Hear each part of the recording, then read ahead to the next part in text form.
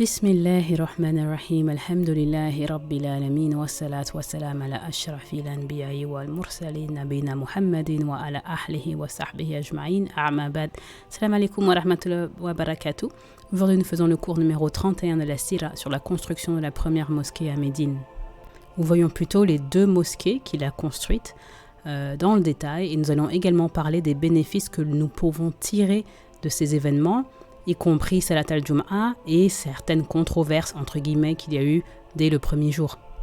Donc bien que nous ne sachions toujours pas quel jour le prophète sallallahu alayhi wa sallam, exactement quel jour il est rentré à Médine, nous devons également souligner que les Arabes ne se préoccupaient pas de ce genre de détails. Il n'y avait pas de calendrier comme nous l'avons dit au cours précédent, mais un peu plus tard, c'est vrai qu'on aime bien situer ces événements dans le temps. Donc il y a beaucoup de récits qui mentionnent le 12 de Rabi'l Awwal et il y a cette préférence avec la date de Rabi'l Awwal. Et lorsqu'on regarde académiquement, on voit que ça ne fait pas trop sens quand même. Les livres d'histoire mentionnent que le prophète sallallahu alayhi wa sallam quitte Makkah le 1er de Rabi'l Awwal. La moyenne entre Makkah et Médina, en moyenne, c'est 3 jours pour un cavalier seul et 9 jours pour une caravane lente. Donc entre 3 et 9 jours pour faire Makkah-Médina. Donc ce n'est pas vraiment possible que le prophète sallallahu alayhi wa sallam arrive à Médina le 12 de Rabi'l Awwal. Parce que même s'il a passé 2 nuits à Kharithar, vous vous souvenez que lorsqu'il quitte Makkah, il va se cacher donc dans cette grotte, dans cette petite crevice où il est avec Abu Bakr as-Siddiq. Et même s'il passe 2 nuits dans la caverne, nous ne sommes pas tout à fait sûrs du nombre de jours qu'il passe là-bas. Et alors ça nous fait le 8 ou le 9 de Rabi'l Awwal qu'il arrive. C'est beaucoup plus sensé que le 12. Nous savons du prophète sallallahu alayhi wa sallam qu'il arrive vers midi. Nous le savons des récits que nous avons conservés. Un des récits dit que lorsque le prophète sallallahu alayhi wa sallam, on apprend donc son départ de Makkah, lorsque cette nouvelle arrive à Médine, le fait que le prophète sallallahu alayhi wa sallam est parti, ce messager met à peu près 3 à 4 jours. Donc c'est la moyenne pour un cavalier seul. Donc à partir de ce moment-là, 3-4 jours après, les Ansar viennent attendre le prophète sallallahu alayhi wa sallam à la sortie de Médine. Et ils viennent tous les jours, tous les matins. Et ils s'en retournent lorsque il fait très chaud, lorsque le soleil tape. Donc c'est à midi ou un tout petit peu avant. Donc les Ansar s'en retournent et alors que le prophète sallallahu alayhi wa sallam est en train d'arriver à Médine. Et c'est là que quelqu'un qui est un des Yahoud qui est dans un palmier leur dit « Ya les Arabes, votre roi arrive ». Et donc le prophète sallallahu alayhi wa sallam et Abu Bakr as-Siddiq arrivent au premier village qui est Quba. Et on a vu que Médine était constituée de plusieurs villages. Et lorsqu'ils sont à Quba, ils s'installent chez Kulthum ibn Idin. Kulthum ibn Idim. Nous savons juste que c'était un vieil homme de la tribu des Ammar ibn al-Awf. Et c'est le premier vieil homme à mourir à Médine. C'est tout ce que l'on sait de lui. Et c'est la bénédiction d'Allah Azza wa Jal qui le laisse vivre, en tout cas jusqu'à ce que le prophète sallallahu alayhi wa sallam arrive, qu'il puisse le recevoir et ensuite il décède. Nous savons des riwayat qui disent que le prophète sallallahu alayhi wa sallam s'est également établi chez Saad ibn Haytama. Saad ibn Haytama. Mais d'autres riwayat nous disent qu'en fait le prophète sallallahu alayhi wa sallam passait la journée chez Kulthum, mais que comme il était marié avec des enfants, il dormait la nuit chez Saad ibn Haytama. Et chez Kulthum, il n'y avait pas de problème pour recevoir les invités qui venaient le voir, ou qui pouvaient venir le voir sans problème. Et à ce moment-là, Abu Bakr as-Siddiq radiyallahu anhu restait chez un autre Ansar. Donc le jour après leur arrivée, le prophète sallallahu alayhi wa sallam commence la construction de la première mosquée. Donc dès qu'il arrive, le jour d'après, il commence. Et c'est la première mosquée qui a été construite par le prophète sallallahu alayhi wa sallam. Il y avait un endroit où les musulmans priaient, parce que bien sûr les musulmans priaient déjà à Médine, mais il n'y avait pas de structure, si vous voulez. C'était un endroit où les Ansar faisaient Jum'a. Et lorsque Mus'ab ibn Jumayr arrive à Médine, lorsqu'il arrive et qu'on l'envoie donc à Médine pour leur apprendre l'islam, pour leur apprendre à prier. Donc Mus'ab, il a à peu près 40 musulmans au début. Et donc là, le prophète lui envoie un message et dit « Vous devez instituer la Salat al-Jum'a ». Mais le prophète sallallahu alayhi wa sallam, lui, n'avait pas encore prié Salat al-Jum'a parce qu'il ne pouvait pas prier à Makkah, tout simplement. Donc à Médine, il priait déjà Jum'a, mais ce n'était pas le cas à Makkah. Et là, c'était aussi un point théologique que nous allons revoir plus tard dans la Sira. Toujours est-il que les Ansar avaient un lieu dédié à la prière à Médine pour Jum'a, mais il n'y avait pas de véritable construction. Donc le prophète sallallahu alayhi wa sallam commence par construire la mosquée Quba, de Masjid Quba. Il est dit que Ali bin Abi Talib, le fils d'Abu Talib, donc le cousin du prophète sallallahu alayhi wa sallam, Ali bin Abi Talib a déjà rejoint le prophète sallallahu alayhi wa sallam. Donc il est quand même dit que Ali bin Abi Talib, lui qui est resté à Makkah, vous vous souvenez, pour rentrer les amanat du prophète sallallahu alayhi wa sallam, il arrive 2-3 jours après l'arrivée du prophète sallallahu alayhi wa sallam à Quba. Et nous savons que Ali bin Abi Talib arrive le mercredi ou le jeudi parce que le vendredi, il rentre dans Médine. Donc le début de la construction de Masjid Quba débute le mercredi ou le jeudi. La première pierre est déposée par le prophète sallallahu alayhi wa sallam. Et ensuite c'est Abu Bakr et ensuite les Ansar poursuivent la construction de Masjid Quba. Le prophète sallallahu alayhi wa sallam ne supervise pas la construction en tant que telle, mais il pose la première pierre. Ici, les livres de Sira divergent en référence à la sourate Al-Tawbah, versets 108 à 110. Dans ces versets, Allah subhanahu wa ta'ala dit au prophète sallallahu alayhi wa sallam qu'il n'est pas autorisé à prier dans le masjid dirar, celui des hypocrites. Allah subhanahu wa ta'ala nous dit La kuntum fihi abadan. Il dit n'y prie jamais, en référence au masjid, à la mosquée des munafiqoun qui sont conduits par le chef Abdallah ibn Ubayd ibn Saloul. Abdallah ibn Saloul, c'est le chef des hypocrites, vous êtes tous au courant maintenant, ou encore vous allez l'être bientôt. Et donc Allah subhanahu wa ta'ala dit prie plutôt dans le masjid construit sur la taqwa dès le premier jour, à plus de droit que tu y pries. Donc, traduction, il est préférable que tu pries dans ce masjid qui a été construit sur la taqwa, piété dès le premier jour, plutôt que d'aller dans le masjid des hypocrites. Il y a des hommes qui aiment à se purifier. Donc, encore une fois, versets 108 à 110 de Al-Tawbah. Donc, on parle du masjid où les hommes aiment se purifier. Écoutez donc les versets.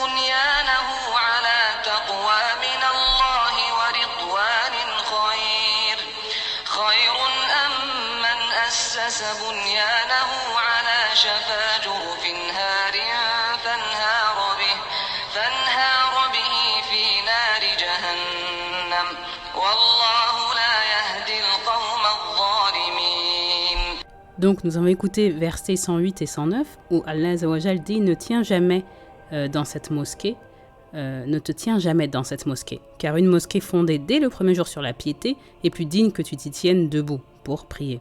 On y trouve des gens qui aiment bien se purifier et Allah aime ceux qui se purifient. Ayat 109 nous dit lequel est plus méritant. Est-ce celui qui a fondé son édifice sur la piété et l'agrément d'Allah, ou bien celui qui a placé les assises de sa construction sur le bord d'une falaise croulante et qui croula avec lui dans le feu de l'enfer. Et Allah ne guide pas les injustes. Et donc si la référence est juste, c'est une référence à Masjid Quba où le prophète sallallahu alayhi wa sallam va prier et bien sûr il lui est recommandé d'éviter le masjid des hypocrites, des munafiqoun. Et le prophète sallallahu alayhi wa sallam y priait chaque semaine. Ali ibn Abi Talib a dit chaque semaine le prophète sallallahu alayhi wa sallam marchait, prenait son chameau pour aller prier à Masjid al-Quba et il faisait là-bas 2 raka'at. C'était un rituel hebdomadaire et le prophète sallallahu alayhi wa sallam a dit qui fait 2 raka'at chez lui puis prie au Masjid al-Quba aura la récompense d'une umrah complète. Donc lorsque nous allons à Médina, nous prions dans la mosquée de Quba aussi. Dans un hadith dans Abu Daoud, dit que la référence des versets 108 à 110 c'est Masjid Quba. Et lorsque ça a été révélé, certains ont demandé pourquoi est-ce que Allah a distingué ce masjid de cette façon. C'est une référence indirecte. Et bien sûr, le ayat nous dit Donc, les autres musulmans demandent aux gens de Quba pourquoi est-ce que Allah Azza wa Jal vous a distingués de cette façon? Pourquoi vous et pas nous? La réponse, c'est que Allah Azza wa Jal nous dit Fihi rijalun yuhibbuna an yatatahharu, c'est-à-dire qu'il y a des hommes qui aiment à se purifier. Nous avons cette référence dans Kitab al-Tahara. Et les hommes, donc les gens de Quba, répondent que avant de sortir des toilettes, ils se nettoient et ils se lavent avec de l'eau. Et la plupart des gens à l'époque s'essuyaient uniquement et ne se nettoyaient pas forcément avec de l'eau. Et donc, ça serait donc ça la référence à des hommes qui aiment à se purifier. Bien sûr, il n'est pas wajib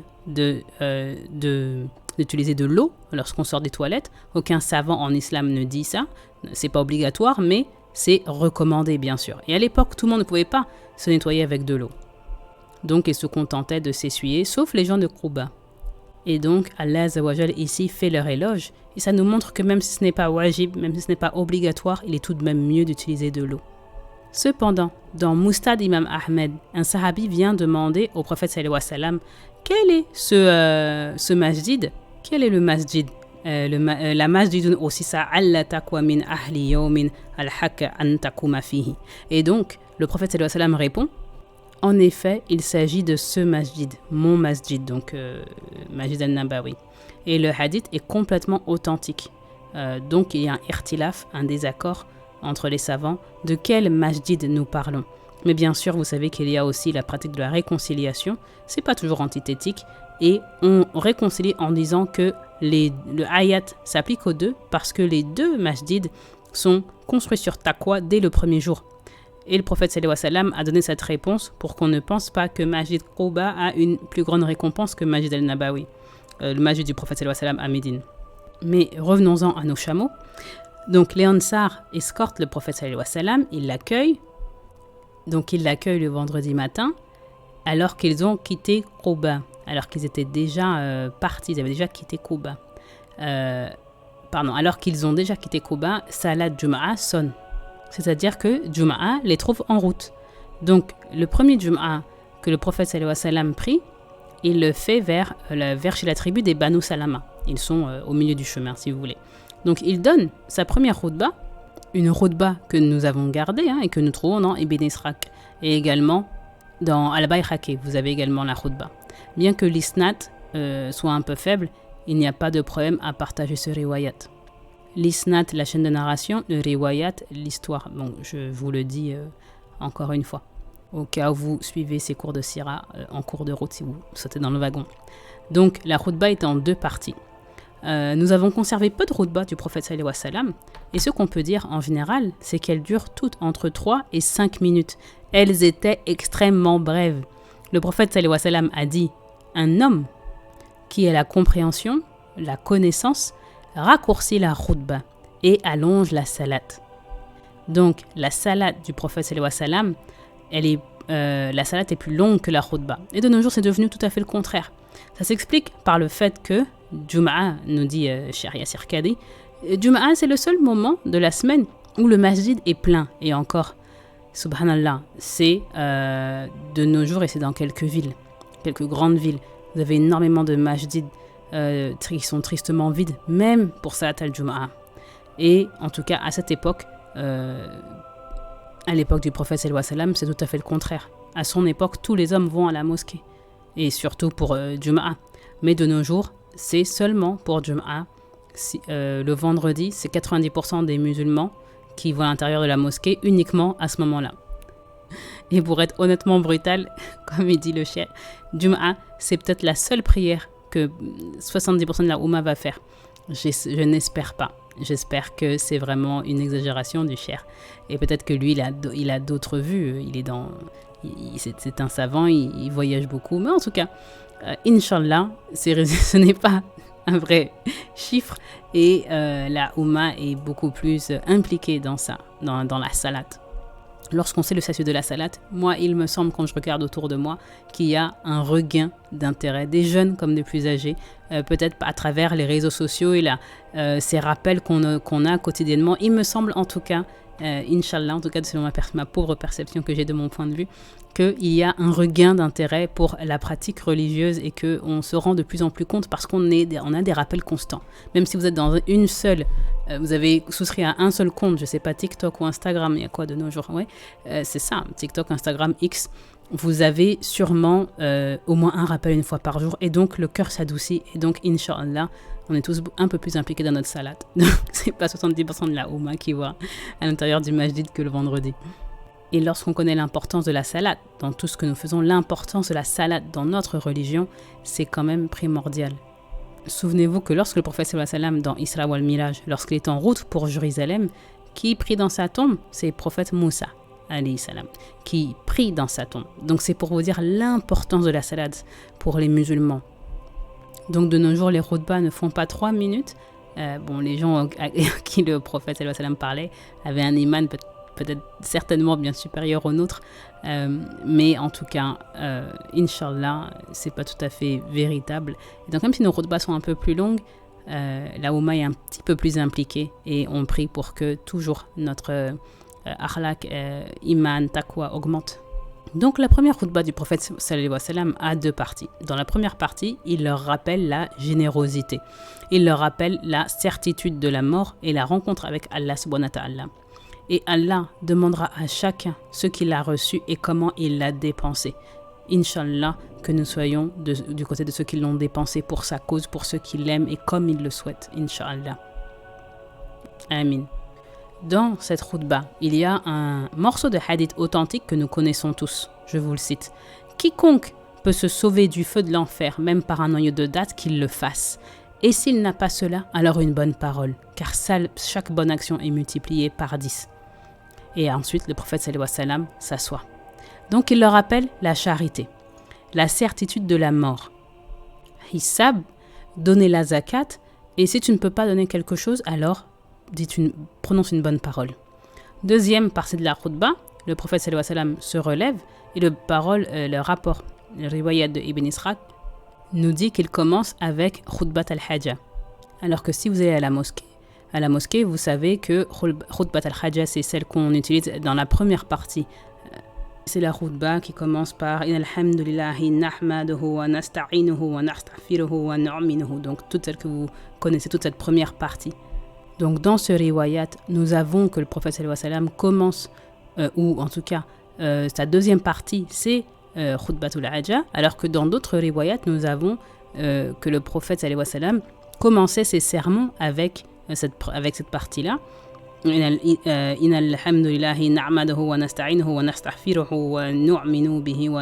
Donc il commençait avec cela, comme tous les autres khutbahs de nos jours. Donc même si l'ordre est changé dans Ibn Ishaq, personne n'émet l'opinion que Ibn Ishaq s'est trompé. Donc peut-être qu'il a changé ensuite. En tout cas, le prophète sallallahu alayhi wa sallam commence et ensuite il dit A'mabad. Donc il va commencer à parler.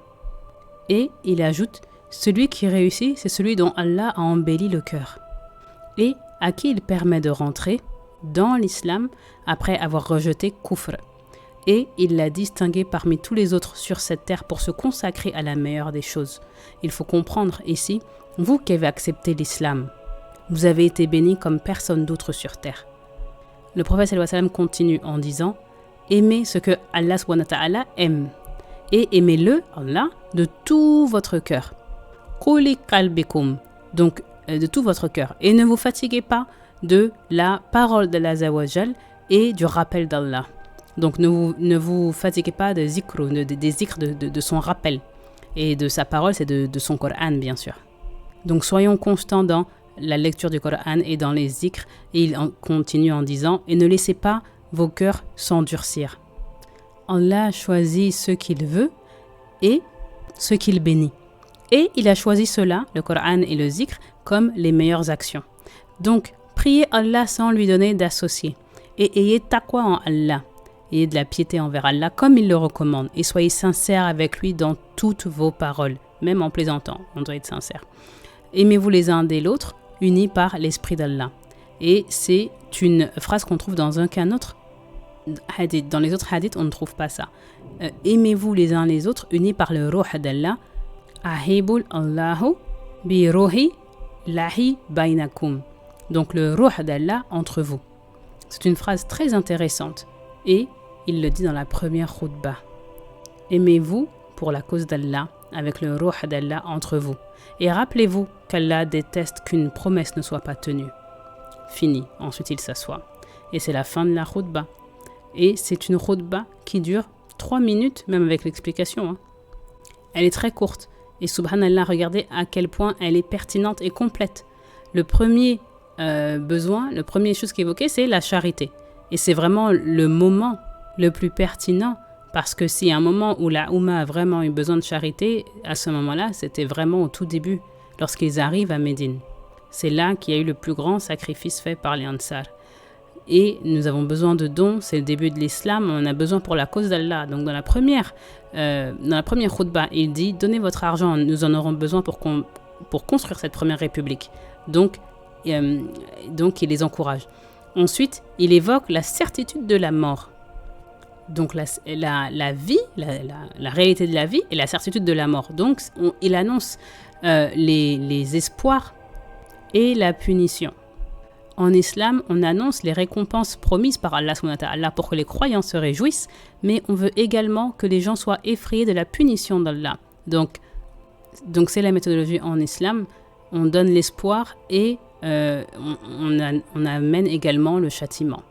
Donc certains vont dire c'est tout à fait dépassé, c'est archaïque. Vous savez, les non-croyants, eux, ils préfèrent mettre l'accent sur la bonté d'Allah, l'amour, mais la nature humaine a besoin de deux motivations. Comme on aime dire souvent, comme le cheikh dit, il a besoin de la carotte et du bâton. Donc d'un pourquoi et d'une récompense. Et Jahannam, c'est la punition. Et bien sûr, le récompense, c'est Jannah.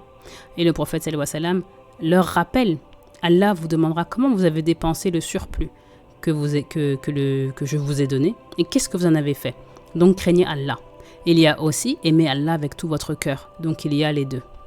Et cette khutbah, elle mérite au moins 30 minutes à elle seule. Rien que la formulation du prophète sallallahu alayhi wa sallam. Cette formulation que sûrement vous interpelle à chaque fois que vous l'entendez. Inna alhamdulillahi nahmaduhu wa nasta'inuhu wa nastaghfiruhu wa nu'minu bihi wa natawakkalu alayhi wa na'udhu billahi min shururi anfusina yawmin sayati a'malina. Donc toutes celles-là, c'est vraiment très distinctif. C'est d'une éloquence sans pareil. C'est très beau. Donc louange à Allah et on lui demande son aide, son assistance et son pardon. Et on lui demande sa protection contre les maux, le mal qui vient de nous-mêmes.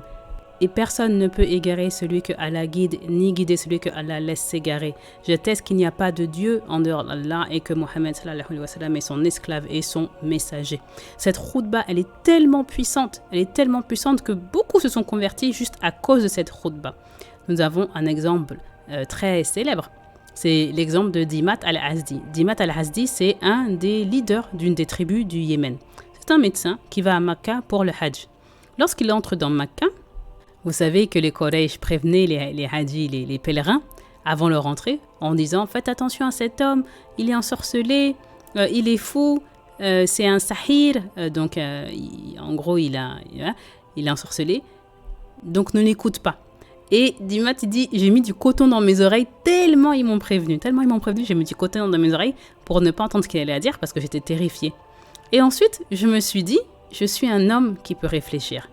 Donc, il se pose la question, quelle parole peut être si puissante que ça me chamboulerait l'esprit? Donc, Dimat al-Azdi, il se dit, si il se trompe, je vais le guider. Et s'il est malade, je suis médecin.